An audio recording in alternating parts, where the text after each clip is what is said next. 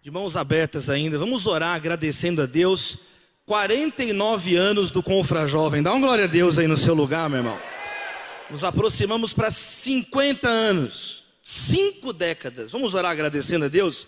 Pai, nós te louvamos também nesse momento, por quase 5 décadas, ó Deus, 49 anos que esta conferência tem impactado gerações e gerações e gerações de adolescentes e de jovens em Belo Horizonte, em Minas Gerais, em todo o Brasil, fora do Brasil. Nessa tarde nós dizemos juntos, ó Deus, Ebenezer, até aqui nos ajudou o Senhor. Nós somos gratos, ó Deus, pelos irmãos que iniciaram esse trabalho. Nós somos gratos, ó Deus, por todos os que estão orando por esses jovens. Nós somos gratos, ó Deus, por cada pastor, pastora, missionário, missionária. Louvamos a Deus pela vida do pastor Márcio Valadão, sua família, pastor Lucinho Barreto, sua família, todos que dia e noite estão aqui orando pelos jovens brasileiros. Dia e noite estão orando a Deus para que Cristo resplandeça sobre a juventude brasileira. E nesse momento nós oramos agradecendo por 49 anos do Confrajovem, no nome de Jesus, amém, amém, amém. Aplauda mais uma vez o nome do Senhor, dá uma glória a Deus aí, Lagoinha. Confrajovem 2021, e esse ano um grande tema, cancelados.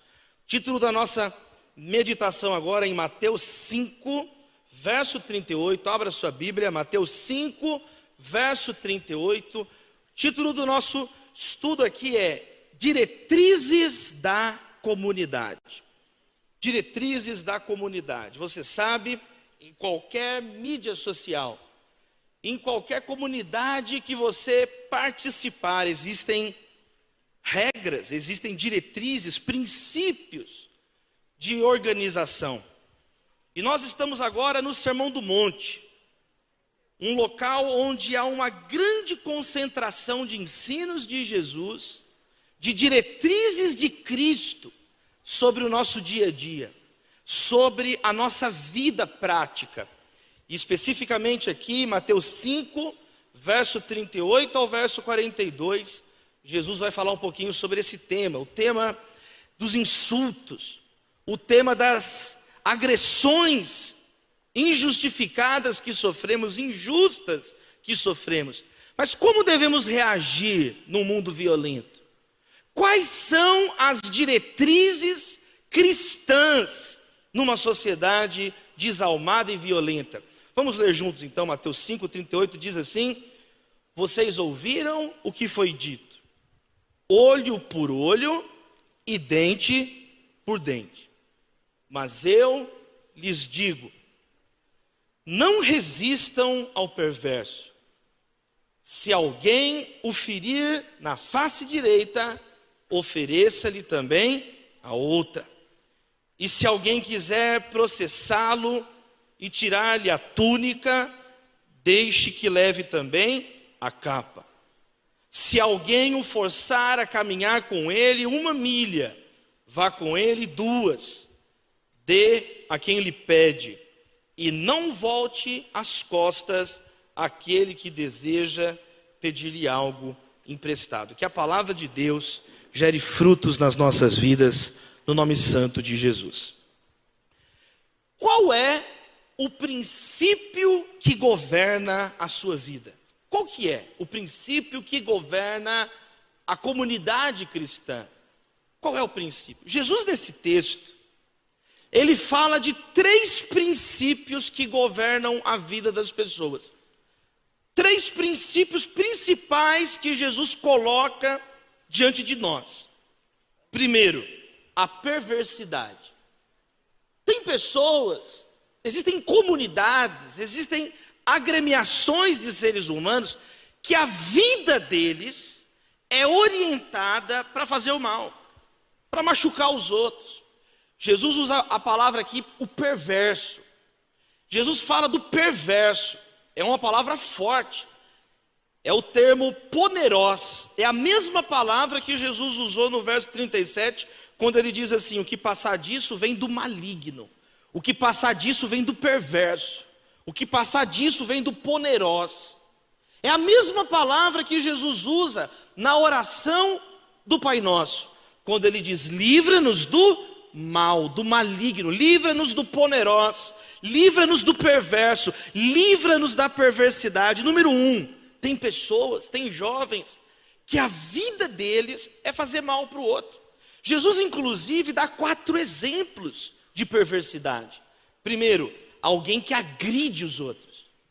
Se o perverso vier e agredir a tua face, a pessoa perversa, ela é violenta, ela fere não apenas sentimentos, fere fisicamente. Quantos homens perversos em casa agridem as suas mulheres? Homens bêbados, homens violentos, homens apenas controlados pelo próprio ego, pelo orgulho, e agridem, e batem, e maltratam. Então Jesus está falando que essa pessoa é uma pessoa perversa, alguém agressivo. Jesus dá outro exemplo de alguém que processa o outro sem razão, para arrancar túnica, para arrancar tudo que o outro tem. Então uma pessoa perversa, ela fica acusando o outro sem razão, querendo arrancar coisas do outro que ela não trabalhou para conquistar, e ela vai na justiça, ela quer arrancar do outro que ela não trabalhou para conquistar. Jesus dá um terceiro exemplo de perversidade: a pessoa que obriga o outro a caminhar uma milha. Quer dizer, alguém que força o outro fazer algo que o outro não precisa fazer, não quer fazer, não é responsabilidade do outro fazer. Aí vem alguém perverso e fica colocando um peso na vida do outro, fica exigindo. Já viu gente assim? Uma coisa é você inspirar os outros, amém, queridos? Uma coisa é você, poxa, vai lá, faça isso. Outra coisa é você ser um perverso, uma perversa, alguém que obriga, que cobra de um modo farisaico. Às vezes o que você mesmo não faz, você fica exigindo que o outro faça.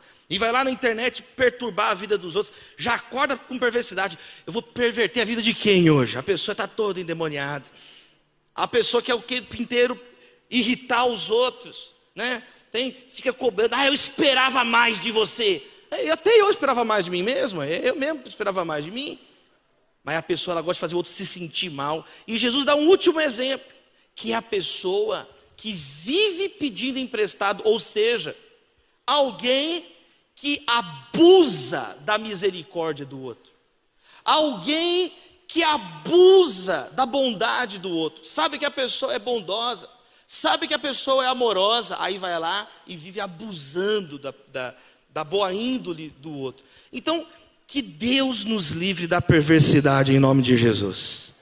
Que nós possamos fazer a oração que o próprio Jesus vai ensinar para nós na sequência aqui: Senhor, livra-nos do mal, livra-nos de uma vida perversa, livra-nos de uma vida onde nós falamos mal do outro. Jesus diz isso no verso 11 do capítulo 5, quando ele diz assim: falando todo tipo de mal contra vós, falando todo tipo de perversidade contra vós. E não é isso que Deus quer para nós, não é esse o projeto de Deus. Mas aí tem um segundo princípio que governa a vida das pessoas. Primeiro, o perverso.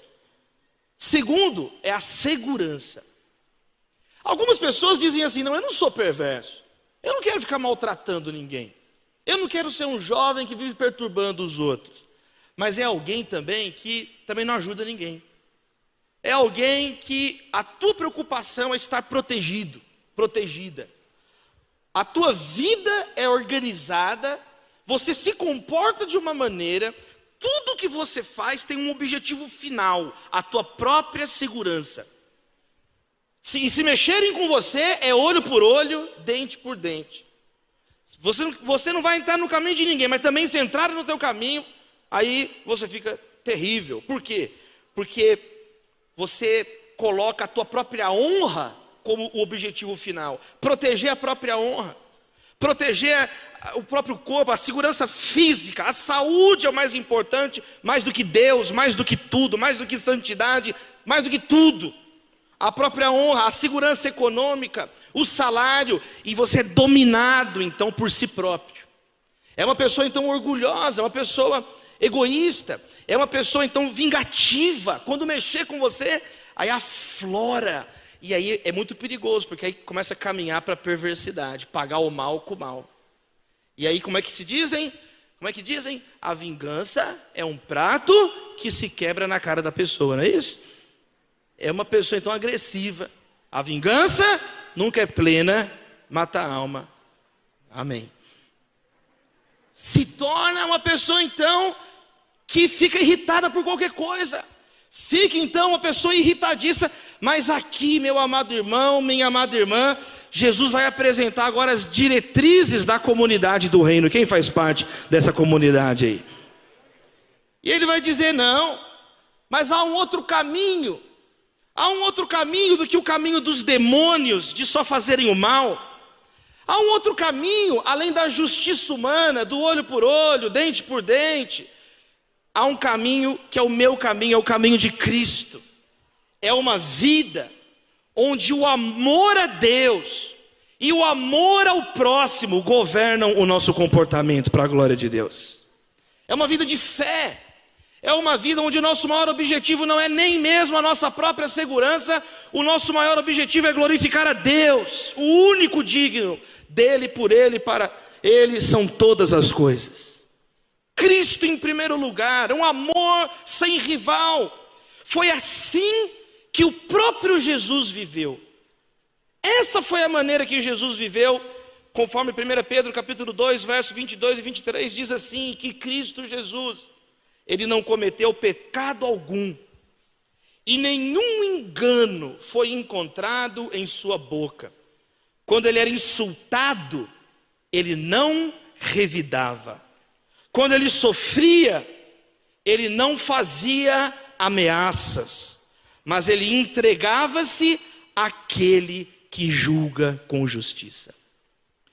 Jesus coloca então diante dos seus seguidores 4 imagens muito fortes, 4 cenas hiperbólicas, um amor exagerado, um amor hiperbólico, cenas de você virar então a outra face, quer uma parte da roupa, entrega logo a outra, caminhar 1000 passos a mais, não fugir daquele que quer pedir algo emprestado. Essas imagens, elas impactaram o imaginário moral, ético de toda a civilização. Essas imagens têm sido interpretadas, debatidas e têm orientado a igreja nos últimos 2000 anos, e não vai ser a nossa geração que vai reinventar a roda. A nossa geração vai continuar obedecendo a palavra de Deus, amém, queridos? Essas palavras não são encontradas na Constituição. Essas palavras não são encontradas em nenhum outro sistema filosófico, ético. Mas essas são as palavras de Cristo para mim e para a sua vida. Essas são as maneiras dos cristãos se comportarem diante de injustiças. Não pagar o mal com o mal. Por isso Jesus diz: vocês ouviram o que foi dito, olho por olho, dente por dente. Eu, porém, lhes digo, não resistam ao perverso. Eu, porém, vos digo. Queridos, há uma rica tradição de interpretação desse texto. Jesus aqui está falando então com seus discípulos. Aqui não é um programa civil. Aqui Jesus não está invalidando o direito, pelo contrário. O próprio Jesus disse aqui no capítulo 5, que se você não resolver suas pendências, o teu irmão vai te entregar para o juiz para o guarda para a cadeia, e você não vai sair de lá enquanto não pagar o último centavo. Jesus não está falando que você não pode se autodefender, Jesus está falando aqui para os seus discípulos sobre a questão do princípio que governa a vida. Como que você vai lidar com injustiças diante das pessoas? Você vai pagar o mal com o mal, ou você vai ser alguém então que vai fazer algo a mais? Vai sofrer um golpe a mais, vai ser cheio do Espírito Santo e vai seguir o caminho que Cristo está mandando você seguir. O meu avô chamava Ederval, olha o nome do meu avô, diferente, Ederval, era um homem de Deus. Eu já contei essa história aqui muitas vezes com os irmãos, mas é impossível falar desse texto sem lembrar dessa história. Na minha vida, o meu avô foi um homem de oração, e o meu avô, ele orava, todas as manhãs, durante toda a vida dele. 5 da manhã, 4 da manhã, meu avô se levantava, se ajoelhava e passava 1, 2, 3 horas de oração diariamente na presença de Deus. Não tem como você ficar na presença de Deus e ser uma pessoa cheia de ódio. Quanto mais tempo você fica na presença de Deus, o Deus que é luz, o Deus que é amor, mais o amor dele está na tua vida. O fruto do Espírito é amor. E meu avô um dia estava andando na rua, num viaduto em São Paulo.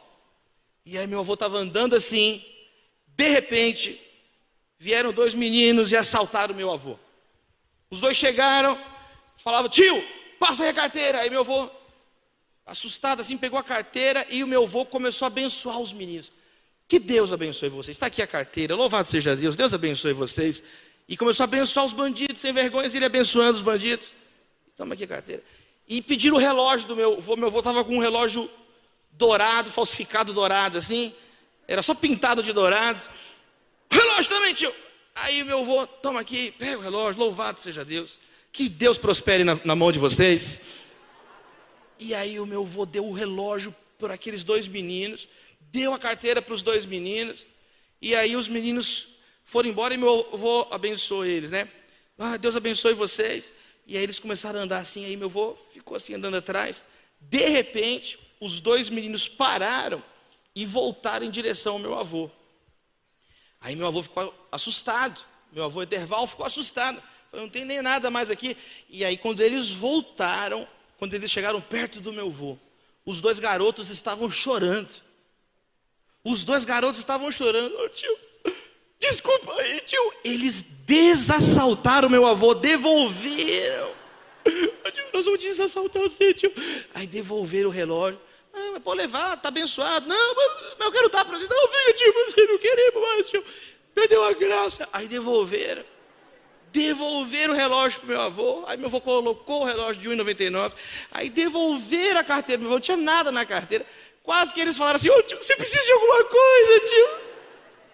Quase que eles ainda deram uma oferta. Louvado seja Deus. O meu avô foi um servo de Deus. Ele já morreu em 97, meu avô. O meu avô marcou a vida da igreja dele, primeira igreja presbiteriana independente em São Caetano do Sul, na Vila Gerte. O meu avô, todo mundo que conviveu com o meu avô tem uma história para contar de um homem calmo, de um homem pacífico, de um homem que parecia com Jesus. Quem quer ser parecido com Jesus? Sede, portanto, imitadores de Deus, como filhos amados, e andem em amor como Cristo vos amou. Você quer imitar Cristo? Você tem que andar em amor como Cristo amou. Jesus nunca falou assim: pegue seu fuzil e siga-me. Jesus nunca falou isso.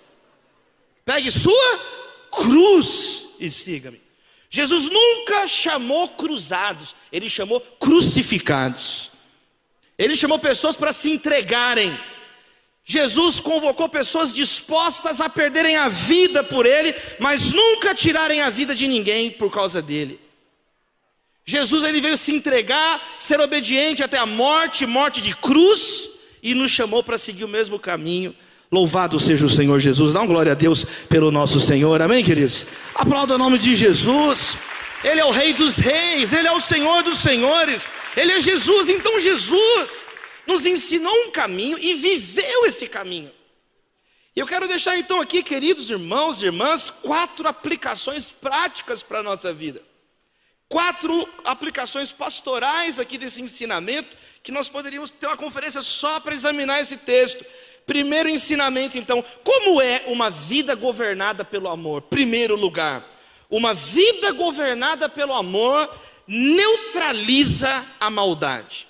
Uma vida governada pelo amor neutraliza a maldade. São 4 imagens. Na primeira, Jesus diz assim: se alguém te ferir o rosto de um lado, você vira e oferece a outra face. O cristão é chamado a uma resistência ativa, mas uma resistência que não paga o mal com o mal. Queridos, o cristão é uma anomalia na cultura do cancelamento. O cristão é um ponto fora da curva, numa cultura de violência, onde um está maltratando o outro, um está matando o outro, um odeia o outro. Quando chega em você, você fala: aqui não, Satanás, aqui é Jesus na nossa vida, amém, queridos? As pessoas vêm brigando, lutando, mas na sua casa não. Na sua casa tem o sangue do Cordeiro nos umbrais da porta. Na sua casa tem o sangue do Cordeiro nos umbrais das janelas. Na sua casa tem o sangue de Jesus. Na sua vida tem o sangue de Jesus. Not today, Satã. Comigo não. Está todo mundo pagando mal com mal, está todo mundo revidando, está todo mundo xingando, mas eu pertenço à comunidade do reino. As diretrizes da minha comunidade são outras. O que o meu Senhor Jesus ensinou é diferente. Eu não sei o que os homens estão falando, eu não sei o que os homens estão desesperados para eu fazer. Eu sigo o Rei dos Reis e Senhor dos Senhores.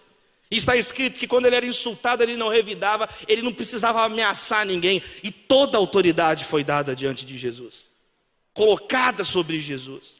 Então, cristão, você na sua casa, na sua família, na sua faculdade, na sua escola, na sua rua, na sua vizinhança, na sua cidade, no seu estado, na sua nação, onde você estiver, tem uma embaixada do reino de Deus. O mal não pode entrar na nossa vida, no nosso coração. É uma mudança de dentro para fora, meus irmãos. Muda a fonte do nosso coração. O nosso desejo não é se autopromover, não é destruir, não é competir. O nosso desejo é agradar Cristo. Coretta King, a esposa de Martin Luther King, pastor batista, um dos maiores oradores da história, um dos maiores oradores do século 20, líder dos movimentos civis, arquiteto do movimento pacifista pela conquista dos direitos civis nos Estados Unidos, contra as leis de segregação racistas na América do Norte. A esposa de Luther King, Coretta King, disse assim: se todos nós vivemos no olho por olho, todos nós acabaremos cegos. Uma sociedade onde todo mundo é perverso, ou uma sociedade onde todo mundo só busca se autoproteger, a sua própria segurança, no final, gente, se ficar assim, todo mundo fica uma sociedade sem futuro, uma sociedade sem horizonte, uma sociedade sem visão. Por isso que o amor de Deus tem que estar na nossa vida.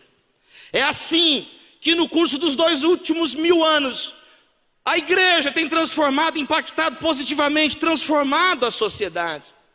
Porque onde chega a igreja tem sal, e o sal impede a decomposição, o sal impede que algo apodreça, e você é o sal da terra, você é a luz do mundo, a luz que expõe as trevas, a luz que dissipa as trevas. A tua vida é um luzeiro, a tua vida ilumina, porque foi Jesus quem disse: vocês são a luz do mundo. Não dá para esconder vocês, não dá para esconder uma candeia de baixo, ao contrário, ela tem que ficar no lugar apropriado. Então, quando chega o cristão, ele neutraliza a maldade. Pessoas que vão então lutar por leis justas, pessoas que vão lutar então por uma situação pacífica. O que a igreja busca para a sociedade, conforme 1 Timóteo diz assim, que nós oramos por todas as autoridades para que todos nós tenhamos uma vida tranquila, pacífica, com toda dignidade e piedade. Essas são as orientações da palavra de Deus. É para isso que nós trabalhamos. Bem-aventurados os pacificadores, porque eles serão chamados filhos de Deus. Então, em primeiro lugar, meus amados irmãos, uma vida governada pelo amor, ela vai neutralizar a maldade.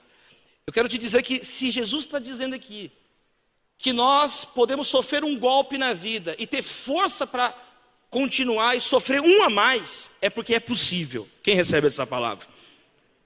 Significa que Ele vai dar força para você absorver os golpes da vida em nome de Jesus. Significa, eu até entendo uma pessoa mais velha pensando em desistir. Pessoa mais velha. A pessoa mais velha cometeu erros. A pessoa mais velha fez um monte de decisões erradas. E aí, quando ela fica mais velha, ela vai colher muito do que ela plantou durante a vida. Não foi amigo de ninguém, não investiu em relacionamento com ninguém, só se importou consigo próprio. Então essa pessoa chega no final da vida, eu até entendo ela ficar cínica. Eu até entendo uma pessoa mais velha que fica triste, fica cínico. Agora, jovem, pastor, eu desisti de tudo. Quantos anos você tem? 13. Você tem 13 anos, 13 anos você não tem autorização para desistir de nada.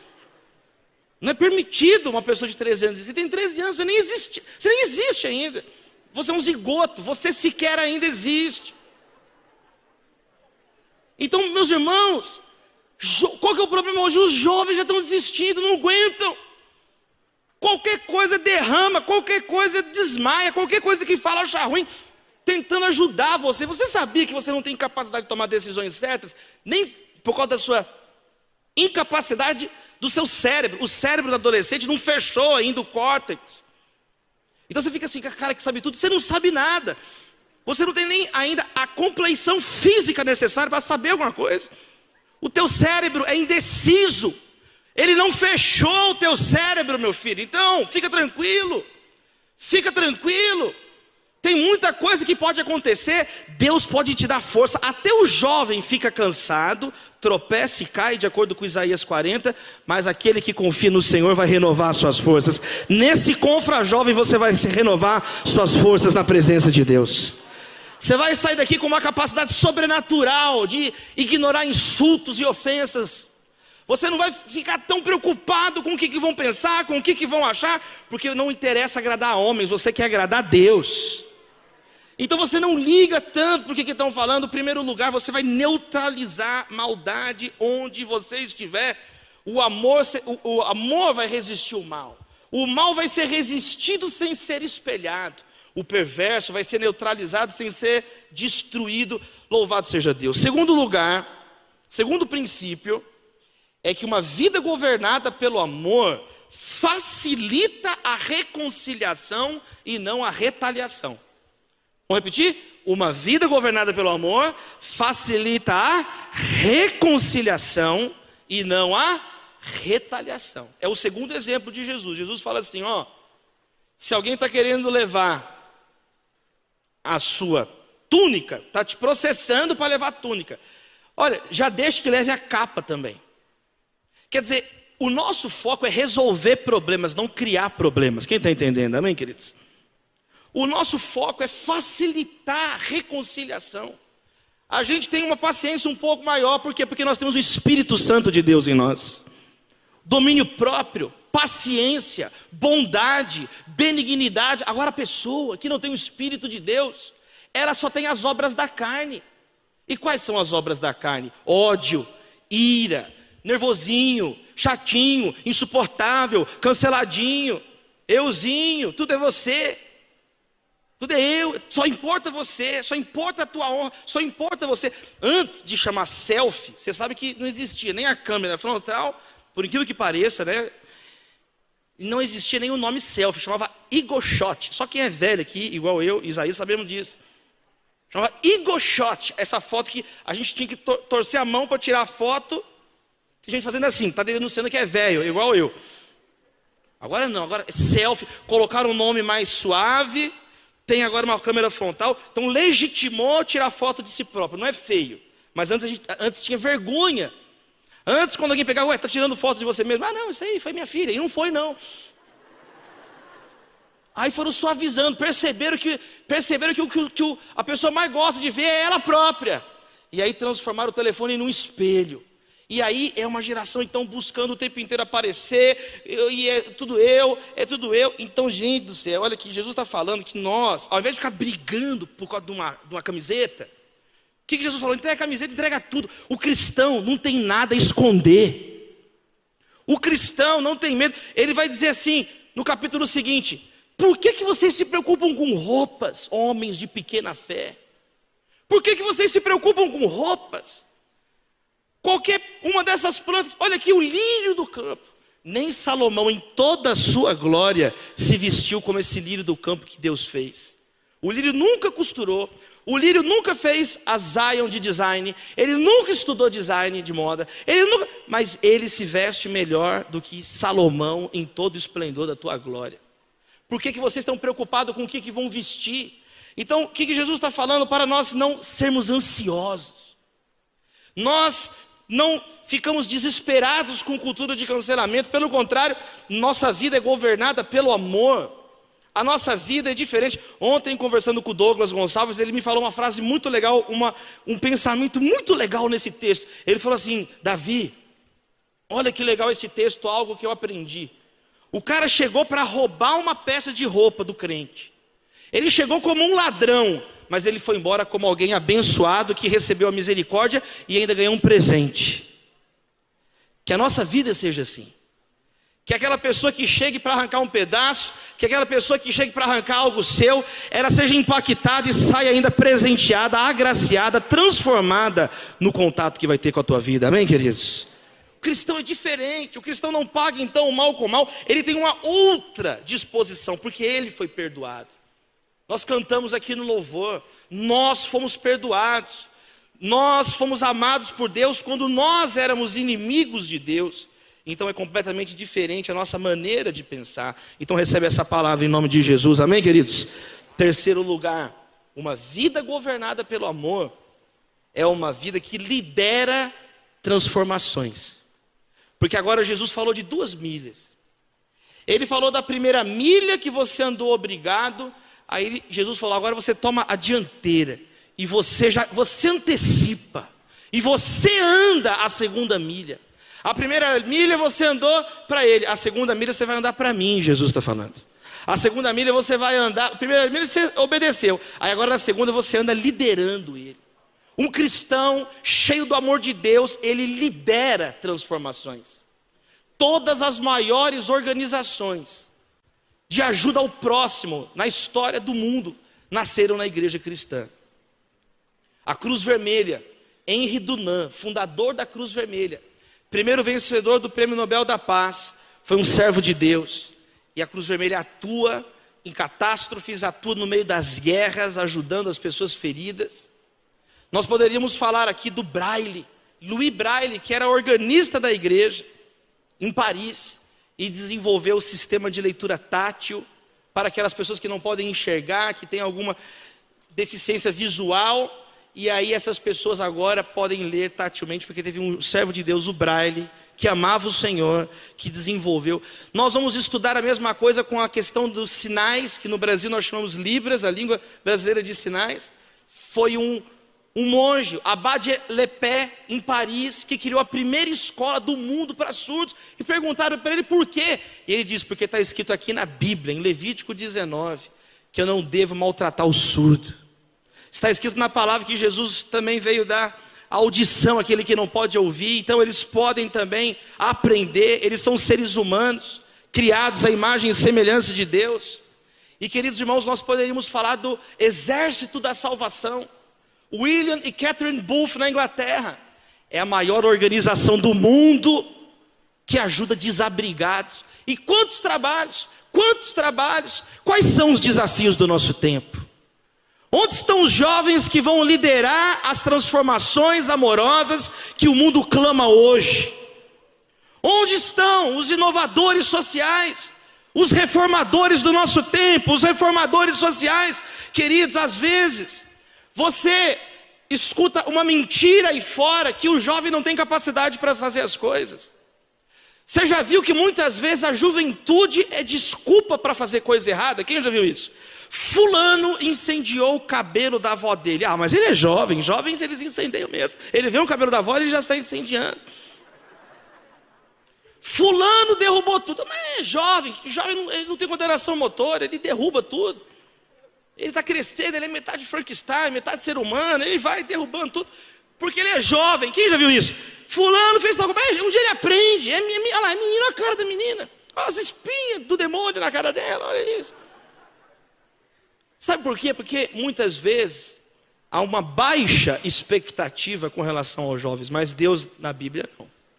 Deus tem altas expectativas com relação aos jovens.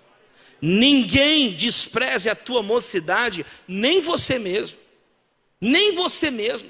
A Bíblia fala de homens jovens cheios de Deus. José, 17 anos e já tinha visão espiritual. Ruth, moça, mas já sabia tomar decisões firmes. Não era uma menina indecisa, era uma mulher de decisão. O seu povo será o meu povo, o seu Deus será o meu Deus. Esther, uma jovem bonita, que usou a influência que a beleza dela trazia, porque a beleza traz influência. Os feios igual nós, Isaías, não tem jeito. Agora a pessoa bonita, todo mundo quer ficar perto. A pessoa ela usou a influência, que a beleza dela abriu portas para ela, e ela usou isso para abençoar o povo de Deus. Jesus era um jovem. Quando ele tinha cerca de 30 anos, ele veio, foi batizado no Rio Jordão, por João. Jesus, um jovem que em 3 anos mudou a história do mundo. E a história da igreja também mostra para nós quantos jovens. João Calvino tinha 28 anos de idade quando ele escreveu a primeira versão de uma das obras teológicas mais importantes de todos os tempos, que se chama As Institutas da Religião Cristã. O que você fez com 28 anos? Escreveu um textão de cancelamento no Facebook. Martin Luther King, 32 anos quando ganhou o Nobel da Paz. E às vezes você acha, não é para mim. Estude a história dos nossos irmãos. Estude a história da nossa comunidade de fé e você vai ver como que os jovens foram usados e continuam sendo usados e continuarão sendo através da sua vida. Amém, queridos? Em quarto e último lugar para a gente orar. Uma vida governada pelo amor. Então olha só, ela lidera transformações e ela está equipada para ajudar. Porque Jesus fala, empreste. Nunca vire as costas para quem quer pedir algo. Ou seja, Jesus está dizendo que Ele vai dar recursos, condições para você abençoar muitas vidas. Você não pode emprestar se você não tiver, e Jesus não vai pedir um negócio sem sentido. Jesus está falando que você será sim equipado para ajudar vidas. Tudo que você tiver, você serve a Deus. Você fala assim, eu e meu iPhone serviremos ao Senhor. Eu e minha conta no TikTok, não sei como, mas serviremos ao Senhor. Eu e minhas coisas, eu e meu curso, eu e meu diploma. Você vai ser equipado, e aquilo que Deus colocar na tua mão é para ser uma bênção. Quem recebe essa palavra essa tarde? O que não dá, gente, é para nós que poderíamos fazer a diferença.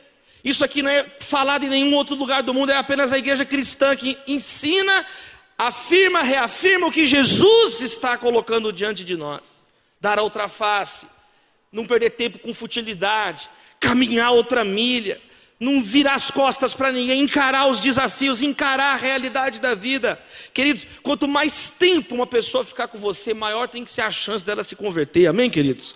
Dela mudar de vida. Jesus está falando, a pessoa pediu para você andar, você fala, não, anda mais um pouquinho comigo, porque até o final da caminhada, quem sabe, a pessoa mudou agora, foi transformada. Vocês conhecem a história dos missionários, irmão Yun, já falou aqui na Lagoinha, nesse púlpito.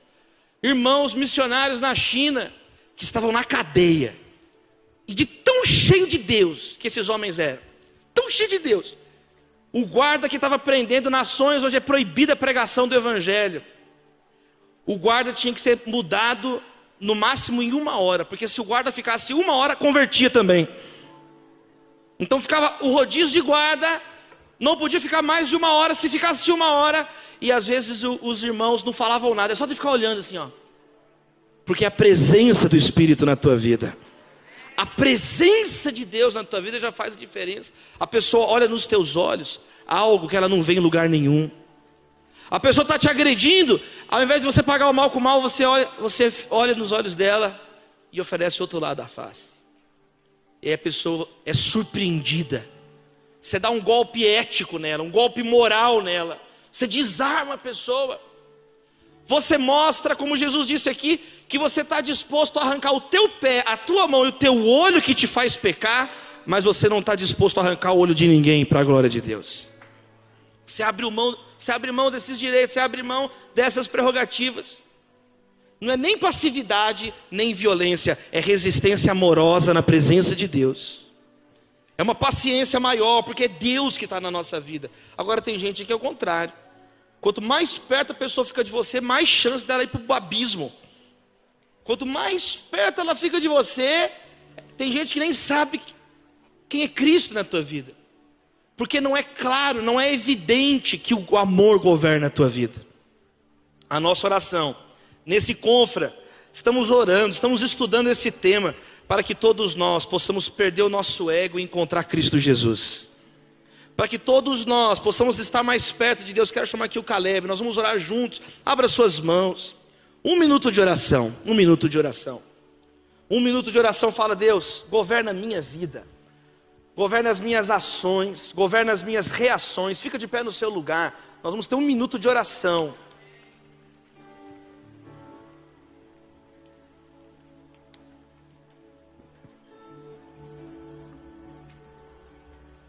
Abre as suas mãos. As nossas reações têm que mostrar Jesus, amém, queridos? As suas palavras, as suas ações e as suas reações. Às vezes você está aqui nervoso, nervosa, mas Cristo vai te dar um escape. Cristo vai mostrar um caminho superior de enfrentamento. Cristo vai mostrar uma maneira que você não conhece, que você às vezes ainda não viu. E Deus vai usar a tua vida para desarmar bombas. Deus vai usar a tua vida para famílias inteiras se renderem ao altar. Vidas inteiras serem transformadas. O mundo não está vendo mais isso na igreja. O mundo não está vendo mais isso na igreja. O que estão pregando nos púlpitos? Que já não se prega o que Cristo mandou pregar.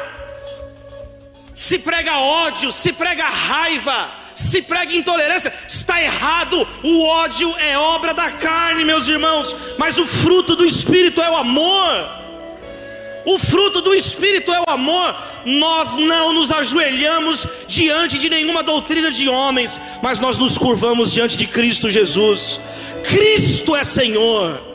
Cristo é Senhor. Nós não comprometemos a nossa santidade, nós não comprometemos a nossa fidelidade a Cristo. E Cristo está dizendo: eu porém vos digo. Vocês vivem numa cultura de olho por olho e dente por dente. Eu porém vos digo. Os meus discípulos, as minhas seguidoras são diferentes. Eles não são desse mundo. Eles pertencem ao reino que eu estou anunciando. E cada vez que você amar, cada vez que você orar, cada vez que você orar por quem te persegue, você sinaliza que é um filho de Deus, um filho do Pai Celeste. Pastor Caleb, faça essa oração. Vamos orar. Pai, perdoe pelos nossos erros, Pai. Perdoe pelas nossas falhas, Pai. Nos perdoe pela falta de amor, Pai. Nos perdoe, Pai, porque ao invés de agirmos pelo amor, estamos agindo pelo ódio, pelo rancor, pela raiva, Pai. Nos perdoe, Pai, porque estamos caminhando por aquilo que vemos, por aquilo que sentimos, e não pelo Senhor, Pai. Nos perdoe porque não estamos vivendo uma vida de fé em amor, Pai, mas sim uma vida de lógica, uma vida no qual deixamos a emoção nos guiar, Pai. Nos perdoe, Pai, porque no momento que deveríamos, Pai, mostrar quem Tu és, no momento que deveríamos deixar o Espírito Santo nos guiar, estamos deixando a carne gritar através de nós, através das nossas atitudes, através das nossas palavras, Pai. Nos perdoe por machucarmos uns aos outros. Nos perdoe por invejarmos uns aos outros, Pai. Nos perdoe por pecarmos uns contra os outros. Nos perdoe por te entristecer, Pai. Nos perdoe por te entristecer, Pai, com os nossos erros, com as nossas falhas, Pai. Comece a falar com Ele no seu lugar agora. Comece a pedir perdão a Ele. Nos perdoe, Pai, por estarmos vivendo uma vida, achamos que temos direito de cancelar alguém, direito de julgar alguém, direito de apontar o erro de alguém. Nos perdoe, Pai, porque estamos sendo reflexos daquilo que as pessoas têm feito contra nós. Nos perdoe porque estamos deixando, Pai, o outro moldar a nossa atitude. Que o Senhor venha ser o único caminho, a única verdade, a única vida, a única expressão, o único exemplo, o único Deus. E que venhamos deixar o Espírito Santo nos guiar a toda a verdade, a uma perfeita conduta, a um perfeito amor sublime, que ama incondicionalmente, que ama em todo o tempo. Nos perdoe, Pai, porque estamos sujando o Teu nome e a Tua palavra. Nos perdoe, Pai. Nos perdoe, Pai. Cristo te ama. Cristo te ama. Cristo te ama, Cristo me ama. E Ele está aqui hoje, sempre esteve disponível para mim e para você. Cristo não me cancela, Cristo não te cancela. Cristo te ama. Pode ser que você está aqui nessa tarde achando que para você não tem mais jeito, pelos erros, pelos pecados, pelas falhas. E você está pensando que Deus te cancelou na vida, achando que não há salvação, que não há conserto, que Cristo te cancelou por tanto errar, por tanto falhar, por tanto pecar. Mas deixa eu te dizer uma coisa: a obra na cruz não foi de cancelamento, e sim de vida, e uma vida plena, uma vida de salvação, de conversão. E o seu momento é hoje, aqui, agora, nessa tarde, acreditando que Cristo não te cancelou. Pelo contrário, Ele te ama e te perdoa nessa tarde, para que você viva uma vida em amor, amando uns aos outros. Cristo te ama independente do seu erro e de suas falhas, independente dos nossos erros. Coloque a mão no seu coração, feche os teus olhos, repita comigo essa oração. Nessa tarde, repita comigo, diga: nessa tarde, eu te aceito, Jesus, como o único Senhor e o único Salvador na minha vida.